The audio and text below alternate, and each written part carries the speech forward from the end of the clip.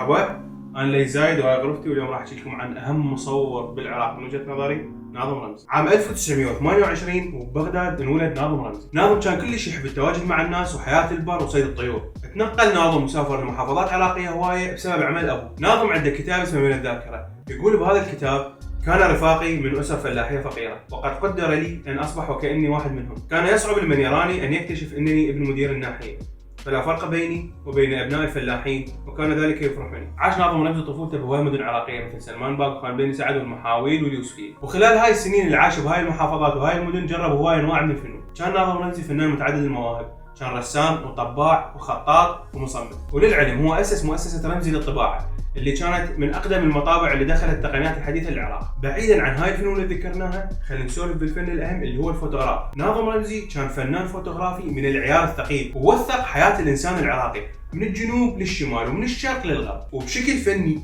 أكثر من ما هو توثيقي. واشتغل بصوره على الإنسان والعمل وحياة الشارع، ووثق المدن وصور الطبيعة. بدأت مسيرته الفوتوغرافية عام 1946، تقريبا كان عمره 18 سنة، وكانت بداية تعرفه على التصوير من خلال هدية جته بعيد ميلاده. كانت الهدية كاميرا بوكس. بس بسنة 1954 هاي السنة اللي بدأ بها يصور باحترافية، وبنفس هاي السنة شارك بمعرض فني مشترك في بيروت للفن المعاصر. بس لازم تعرفون الأسماء المهمة كانت وياه بالمعرض، اللي هم فائق حسن وجواد سليم. بعدها شارك بمعارض عديدة وسوى معارض شخصية بأكثر من دولة، وسوى معرض الرسوم الكاريكاتورية عام 1970، وسوى معرض الموسيقات الجدارية عام 1977، وأصدر 4 كتب اللي احتوت أغلب أعماله الفنية اللي تخص الفوتوغراف. وهاي الكتب هي: أول كتاب اسمه من الذاكرة، وثاني كتاب اسمه لقطات فوتوغرافية للعراق وبعض ملامح الحياة في القرن العشرين، والكتاب الثالث اسمه جولتي مع الكاميرا، والكتاب الرابع اسمه العراق الأرض والناس، اللي هو الكتاب اللي راح نحكي عليه اليوم. يقول بهذا الكتاب: الصور التي في هذا الكتاب التقطتها عبر مدة طالت 10 سنوات، من 1952 إلى 1962، وهي فترة كبيرة الأهمية اجتماعيا في تاريخ العراق. لقد كنت حريصا على تصوير وجوه وأشكال الناس الذين أحببتهم طيلة حياتي، وتصوير ذلك الحس الإنساني والشعر الغامض الذي يتصل بطريقة عيشهم وعملهم. لقد أردت أن أسجل ليس فقط ملامحهم الجميلة، بل الشوارع والأزقة والبيوت التي تؤلف الخلفية لحياتهم اليومية والحقول والمشاغل. وكانت الكاميرا بالنسبة لي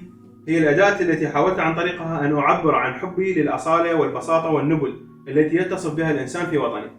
هذا كتاب ناظم رمزي اسمه العراق الأرض والناس.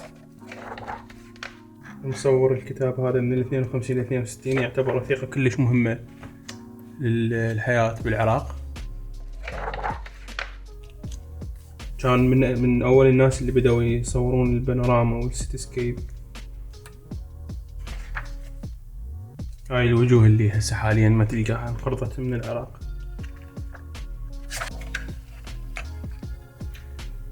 شوفوا البورتريه مالته كلش حلو وعميق، يعني دائما وجوه مميزة، دائما البيئة من ضمن الصورة.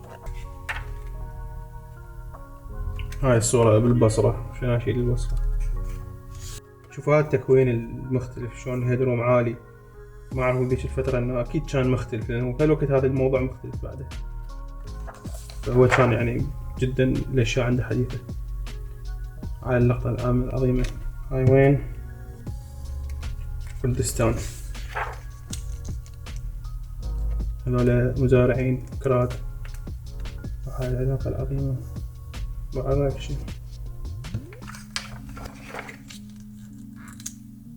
ناظم يستخدم عدسات تيلي هواية في الصور، عنده عدسات غريبة يعني، من الأشياء اللي هو يعني غريبة عنده.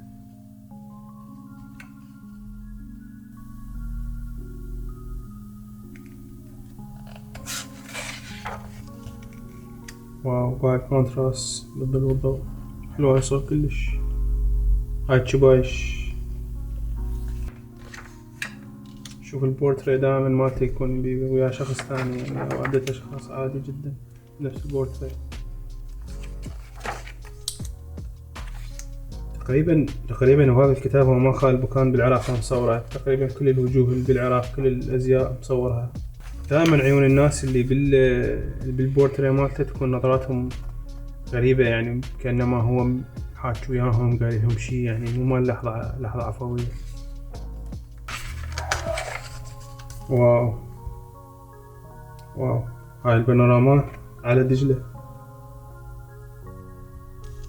هاي سيتيسكيب سامرة من بانوراما.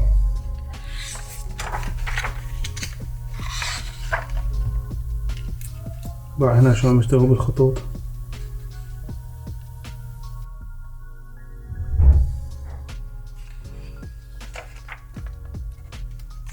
هذا ستريت على اصوله مع كمية الوجوه، كمية التفاصيل، بعد جيكارة مال هذا شنو جاي يلعبون، يمكن مراجيح او في شي اعتقد. وبعد فور جراوند بالوضع وشخص صياد النهار، كم بعد بها صورة بها هواي ابعاد. هاي هم ببغداد. هاي البانوراما بهيت. واو حلوة الصورة كلش. هاي مدرسة دينية بالنجف، ما اعرف شو اسمها، بس بيهيفير وكذا هذول طلاب دين. واو بهاي الصورة مستحيل ايش قد حلوة. عشان ترسل الكادر بعد زاوية يعني كلش حديث هذا الشيء قبل وهسه بعد حديث يعني. وهو بذيك الفترة كان يصير بهاي الطريقة يعني سابق الزمن مالته، حرفيا سابق الزمن مالته يعني كلش. هو يستخدم الهيدروم العالي. وهنا هذا اللقاء مرة يعني يستخدم الهيدروم وترسه. وخلوا بالكم كلش صعب ان تصور صورة بالطول وتخلي الكادر يبقى حلو ومحافظ على يعني محافظ على التكوين بشكل صحيح.